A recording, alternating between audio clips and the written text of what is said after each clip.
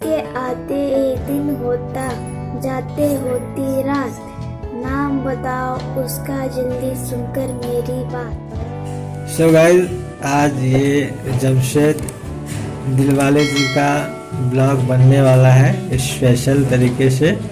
ये इनकी छोटी सी दुकान है जहाँ पे ये अपना जब पढ़ाई करके आते हैं तो ये अपना चलाते हैं।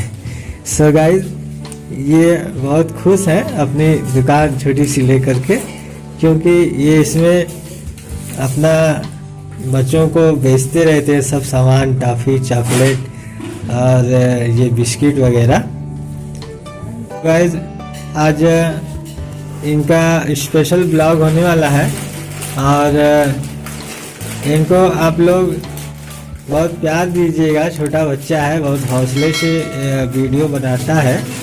इधर देखेंगे, हाँ देखिए मुस्कुरा रहे हैं बहुत बढ़िया से। So guys, like share subscribe ज़रूर कीजिएगा। और ये आज आपको पहेली सुनाने वाले हैं। आपको क्या सुनाएंगे जमशेद जी? पहेली सुनाएंगे। हाँ, तो गाइस इनकी पहेली आप लोग सुनिएगा और एंजॉय कीजिएगा। आइए आप लोगों को पहेली सुनाते हैं। हेलो गाइस, मेरा नाम जमशेद दिलवाले और इसी नाम से मेरा चैनल भी है।